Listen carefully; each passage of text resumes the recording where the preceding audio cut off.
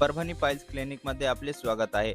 आपल्याकडे piles, fissure व फिस्टुलाचे इलाज केले जाते आयुर्वेदिक इंजेक्शन थेरपीच्या माध्यमातून. आमचा पत्ता सिव्हिल हॉस्पिटल समोर, सेवा मेडिकलच्या वर, पहिला मंजला. जर तुम्हाला पाईल्स, फिशर व फिस्टुलाचे प्रॉब्लेम आहेत तर घाबरू नका. आता संपर्क करा परभणी पाईल्स क्लिनिकला. तुम्हाला फक्त एका आयुर्वेदिक इंजेक्शनमध्ये आराम मिळेल. 2-3 इंजेक्शन घेतले तर आता कुठलाही त्रास नाहीये आणि काही तकलीफ नाही, काही खाऊ शकतो मी आता. दिमागी अमराज के लिए सिर्फ एक ही नाम, मारिया मेंटल हेल्थ क्लिनिक। आज ही दिमागी अमराज के लिए माहिर डॉक्टर से संपर्क करें। Maria mental health clinic, Mahatma Phule school के सामने, सिटी फंक्शन हॉल के पास, महावितरण कंपनी के बाजू में, जिंतूर रोड, परभणी। आज ही संपर्क करें। रविवार के दिन यह हॉस्पिटल बंद रहेगा। दोपहर में 1 बजे से 5 बजे तक हॉस्पिटल शुरू रहेगा। डॉक्टर तारिक अंसारी साहब, MBBS MD DPM। आज ही संपर्क करें। की चालू ठेवावं लागेल आणि हे काम आमच्या कुटुंबाची नवी पिढी ही नक्की करेल आम्हाला विश्वास आहे. हे आम्हाला लोकांचं काही जबाबदारी असेल, पण नव्या पिढीची जास्त आहे. नवी पिढी अधिक असेल हे या आव्हानाला सामोरं जाईल. साहेब, तुम्ही जसं म्हणलात की या सगळ्या गोष्टी पुढे घेऊन जाऊन नव्या पिढीला काम करावं लागेल, पण आता जाऊन अजून 48 तास 72 तास सुद्धा उलटले नसले तरी सुद्धा त्यांच्या पदाबाबत किंवा त्यांच्या सगळ्या एकंदरीत धोरणाबाबत चर्चा होऊ लागल्या आहेत. मुंबईत बैठका होत आहेत. याकडे तुम्ही कसं बघताय की या सगळ्या गोष्टीला घाई होतीये का, किमान काही अवधी त्या गोष्टीला जाणं अपेक्षित आहे? सांगितल्या विषयाची आणि चर्चा करायची. ही चर्चा इथं झाली ही चर्चा मी वाचतोय, सिरियस वाचतोय, ते मुंबईचं आहे. सिरियस कबूल कसे सिरियस तटकरे ते पक्षाचे प्रमुख आहेत, तो त्यांचा अधिकार आहे. त्यांना त्याच्यामध्ये प्राधान्याने काय करावं हे सगळी ठरवलेली दिसते. त्याच्या आम्ही तुम्ही भाष्य करणार नाही. साहेब, या गोष्टीवरती चर्चा झाली होती, कारण पवार राजकीय एकत्र येण्याची दादांची देखील इच्छा होती. अगदी अनेक जणांनी भावना देखील व्यक्त केलेली आहे की काही जिल्हा परिषदेच्या निवडणुकीच्या आसपास दोन्ही पक्ष एकत्र येणार होते. काय अशी चर्चा झाली? असं आहे की जिल्हा परिषदेच्या निवडणुका असं सुरू आहे, त्याची सगळी जबाबदारी अजित होईल. मी स्वतः कधी जाती नाही या निवडणुकीत. मला त्यांनी रीड केलं असं काय करणार, तिच्या कामाला लागले तर मध्येच हा अपघात झाला. आज खऱ्या अर्थाने राष्ट्रवादीची विधिमंडळाची बैठक होत आहे. 2 वाजता घटनेची पद देखील सुमित्रा पवार यांना मिळणार आहे. 5 वाजता उपमुख्यमंत्र्यांची पदाची शपथ देखील घेणार आहे. असं वाचण्यात आले. हा त्यांचा अंतर्गत पक्षाचा निर्णय दिसतो, तो त्यांचा अधिकार आहे. साहेब, जसं तुम्ही म्हणालात की आता दोन्ही राष्ट्रवादी एकत्र येण्याच्या ज्या सगळ्या चर्चा होत्या त्या महापालिकेत आपण बघितलं की दोन्ही राष्ट्रवादी एकत्र लढल्या. काही ठिकाणी यश आलं, काही ठिकाणी अपयश आलं. पण आता पुढची भूमिका तुमच्यावर मोठी जबाबदारी असेल पुन्हा एकदा. तर या सगळ्या गोष्टीत कधी या संदर्भातलं थोडं त्याच्यामध्ये काही चालू होतं, माझ्या कारणामध्ये होतं, त्या सगळ्या चर्चेत मी होतो. पण ही झाला जयंत चौकाची, शशिकांत शिंदे असे आमचे काही सहकारी याच्यात सतत होते आणि ते त्या सगळ्यांना एकत्रित करण्याच्या प्रक्रियेच्या जवळ पोचले होते. शेवटचं विषय त्याने आम्हाला लोकांना केलं होतं. दरम्यान हा आघात झाला. साहेब, येत्या काळातला सगळं हे मोठी जबाबदारी पुन्हा एकदा सगळ्या तुमच्या पक्षातल्या लोकांवर असेलच त्यामुळे आगामी पक्षाची वाटचाल आणि त्यासोबतच पुन्हा एकदा एकत्रीकरणावरचे मुद्दे या सगळ्या गोष्टीकडे तुम्ही कसं बघणार आहात? आणि तुम्ही जसं काल स्वतः नदीची पाहणी करायला गेला होता, तुम्हालाही ते आता जाणवतंय की कुठेतरी मोठं परत स्वतःहून थांबायला लागेल, स्वतःवर जायला लागेल. त्यामुळे सगळी पुढची वाटचाल आणि पुढची भूमिका या संदर्भात वेळ जरी लागला तरी आपण कशी जाईल त्याबाबत आमची जी नवी पिढी आहे तिला प्रोत्साहित करणं आणि आधी दादाच्या गाड्याला एक प्रचंड धक्का बसला. लॉस झाला. तो भरून काढण्याच्या दृष्टीनं जे जे करता येईल ते करतो. साहेब, आज शपथविधी होत आहे. शपथविधीला पवार कुटुंबियांपैकी कोण कोण असणार? माहिती आहे. पुढच्या वर्षांपासून बाकी आम्हाला जायचं. साहेब, आपण उपस्थित राहणार अशी बातमी आहे का? कसं माहितीच काय आपण जाणार आहे? नाही तर माहितीच नाही. आणि आहे का हे माहिती. साहेब, खरं तर या संदर्भात कुठली चर्चा झाली तर अजितदादांच्या जाण्यामुळे अनेक गोष्टी ज्या आहेत त्या वेगळ्या झाल्या असं दिसतं. त्या संदर्भात कुठली चर्चा झाली का तुमची आणि इतर राष्ट्रवादीशी या संदर्भात शपथविधी होते किंवा कुटुंब मनाची होते? कुणाची नाही. नरेश अरोरा काल आलते.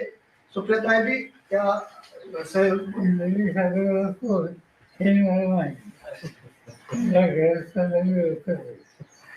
काल आपण तातडीने नदीवर येऊन पाहणी केली.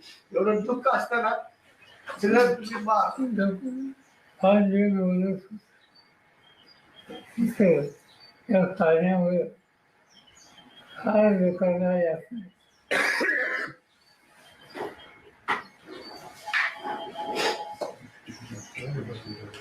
सर एक बार हिंदी में बता दीजिए सर। आज सुनेत्रा पवार शपथ लेने वाली है, क्या आपको इस बात की जानकारी है? नहीं, तय किया होगा तो उनसे पार्टी ने तय किया होगा। और जो अखबार में आया है इससे लगता है कि पार्टी ने कुछ तय किया है, क्योंकि कुछ लोगों का नाम आया है, जैसे प्रफुल्ल पटेल, जैसे तस्करे, जो उन्होंने यूनिवर्सिटी लिया है। यानी इनके पार्टी ने इंटरनल कुछ न कुछ तय किया होगा। कल नरेश अरोड़ा की मीटिंग हुई थी सुनेत्रा पवार के घर, क्या? आप जो नाम लेते हैं मैं उनको जानता हूं। साहेब, अनेक नेत्यांचं मत असं आहे की दोन्ही राष्ट्रवादीत एक हवं आणि दोन्ही राष्ट्रवादी एकत्र आले तर हा गाडा पुढे जाईल. असं आहे, दोन्ही राष्ट्रवादी एकत्र यावं याच्यावर गेली 4 महिने पक्षाची चर्चा चालू होती. आणि ती चर्चा त्याचं नेतृत्व अजित पवार, जयंत पाटील यांच्याकडे होतं. सगळं डिस्कशन या लोकांनी केलं. दुर्दैवानं त्या अपघातामुळे त्याला खंड पडेल असं शिक्षण दिसतं. काल साहेब खऱ्या अर्थाने तटकरे साहेब असतील किंवा भुजबळ साहेब असतील यांनी जी मुंबईमध्ये चर्चा केली याची कल्पना कुणाला देण्यात आली होती का? मला माहिती मी वाचलं सकाळी. सर, आपके परिवार की आपकी बहू महाराष्ट्र की पहली महिला उप मुख्यमंत्री बनेगी। हालांकि अवसर बहुत शुभ नहीं है, पर आप ही की परिवार एक तरीके से ये माइलस्टोन सेट कर रहा है। As a member of the family, what do you think about वाटत है कि जो गया उसको ऑफिस ला नहीं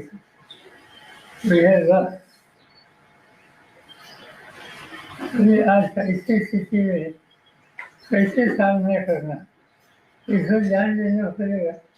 और इसीलिए कोई ना कोई तैयार होकर आगे आने के लिए, जिम्मेदारी लेने के लिए तैयार हो, तो इससे हम लोगों को कॉन्फिडेंस मिल सकता है. साहेब, जिल्हा परिषदेच्या निवडणुका झाल्यानंतर या दिल्लीमध्ये आणि राज्यामध्ये वेगळं चित्र दिसत. अशी चर्चा आहे की दिल्लीमध्ये सुप्रियाताईंना स्थान दिलं जाईल केंद्रामध्ये मोठ्या पदावर, आणि राज्यामध्ये रोहित पवारला मंत्रिपदावर घेतलं जाईल.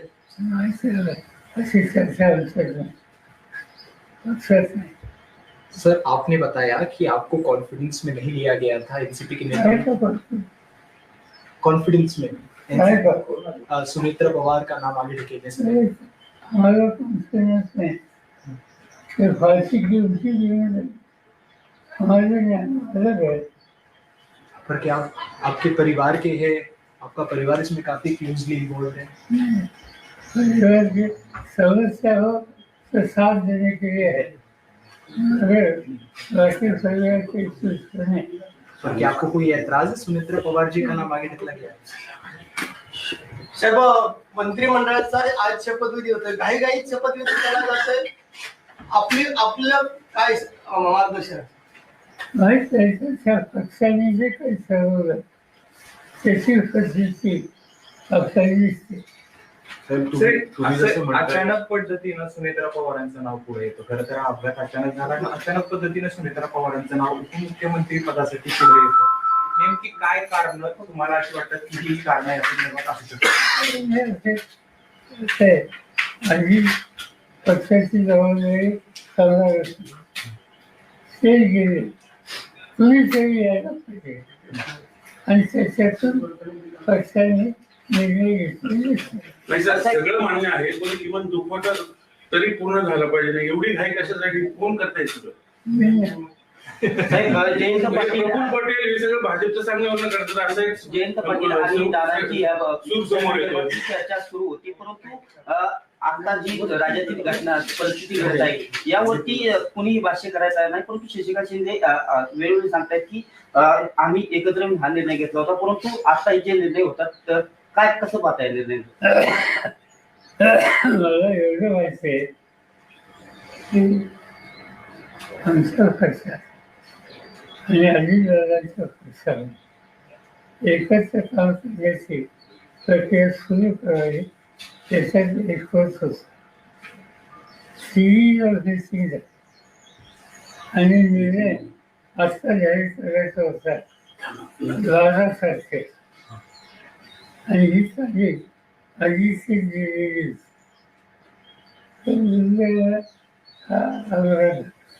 पण पार्थ पवारांनी हे सगळं घडून आलं असं बोललं जातंय. पवार फॅमिली सहमत आहे का सगळ्या एवढ्या काहीशी?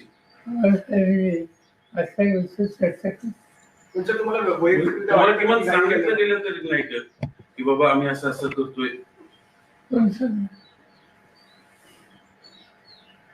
साहेब, एक मतप्रवाह असा आहे की 10 दिवस जरी या घटनेला अजून होत नाही, तुम्ही असं म्हणताय की कोणाला तरी पुढे येणं स्वाभाविक आहे, पुढे येतील, पण ह्या सगळा कालावधी थोडा जर उलटला असता, कारण की ही कार्यकर्त्यांची भूमिका आहे, तुम्ही देखील कार्यकर्त्यांसोबत नेहमी राहिलेला आहात. फक्त हा कालावधी जो आहे हा थोडा जर पुढे गेला असता तर याच्यातनं एक अजून एक पॉझिटिव्हिटी असेल किंवा एक पुन्हा एकदा पक्षाचं नेहमीप्रमाणेच एक भूमिका असेल ती वेगळी राहिली असती असं वाटत नाही. आणि मी तुला स्वच्छ सांगितलं की आमच्या पक्षामध्ये दोन्ही पक्षामध्ये सुसंवाद राहावा यासाठी काँग्रेससाठी चर्चा सुरू होती आणि ती चर्चा पॉझिटिव्ह डिरेक्शनली होती. अनफॉर्च्युनेटली या इन्सिडेंटवर त्याला धक्का आणखी प्रोसेस अशाच पद्धतीने सुरू राहील असं तुम्हाला आता सध्या परिस्थितीला वाटतं? माहिती कधी त्याच्यात नाही. साहेब, मुद्दा असा आहे, हे प्रश्नच तो आहे की तुम्हाला सगळ्या प्रोसेस मधनं बाजूला ठेवलं गेले जाणीवपूर्वक. तुमच्या पक्षावर आधी दादांकडे गेल्याने आता सगळं भाजप चालवणार अशी चर्चा आहे, त्यासाठी सगळं केलं, घडून आणलं गेले. चर्चा तुमच्या मनात आमच्या मग आता हे कशासाठी एवढी घाई कशासाठी? मला काय विचार पवार साहब, सुमित्रा नाही, तुम्ही सहमत आहात त्या सगळ्या गोष्टींशी? नाही, काही चर्चा नाही, उत्साहच नाही. मग आता दोन्ही राष्ट्रवादी दादांची इच्छा होती, दादांची इच्छा होती ती खुली हवी ही आमची इच्छा. पण आता त्यांची दिसत नाही हे सगळं झालंय त्याच्यावरून असं दिसत. असं काही सांगता एकदम सांगतो. साहेब, एकंदरीत हा जी परवा झालेली घटना संपूर्ण राज्याला नाही तर देशाला चटका लावून जाणारी आहे. असे अपघात वारंवार घडले, परंतु बारामतीच्याच ठिकाणी हा दुर्दैवी अपघात घडावा याची तांत्रिक मूल्य काय असावे?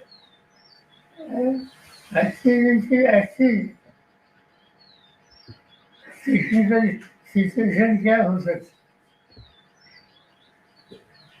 साहेब, गेल्या ज्या दिवसापासून हा अपघात घडला आहे त्या दिवसापासून समाज माध्यम असतील किंवा अनेक नेते मंडळी सुद्धा असतील किंवा अनेक जण असतील ते या संपूर्ण घटनेकडे एक वेगळ्या नजरेने बघतायत. काही जणांचं असं म्हणणं आहे की काही फाऊल प्ले सुद्धा या गोष्टीमध्ये झाला असावा.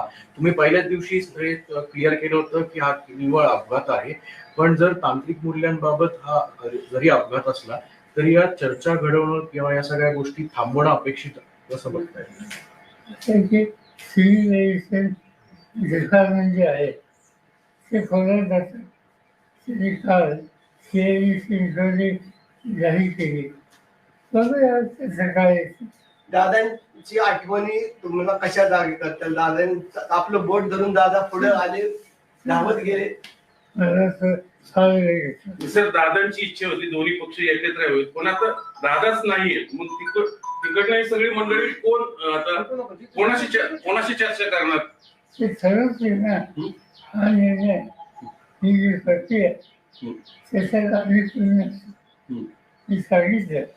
अजित पवार होते, जयंत पाटील होते.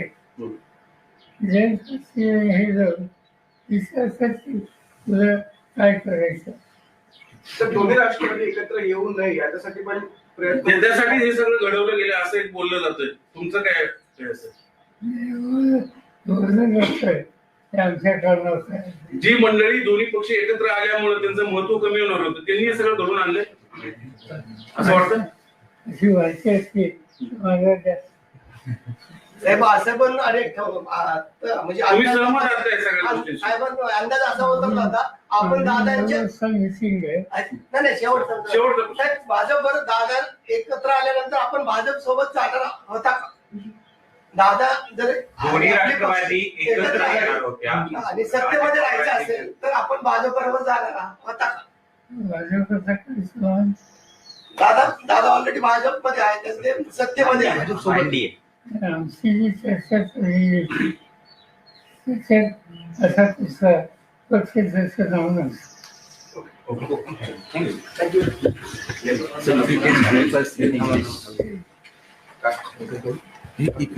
SK फर्नीचर लेकर आया है ओरिजिनल सागवान का सोफा सेट, पलंग, शोकेश, अलमारी, दरवाजे, चौखट और भी बहुत कुछ।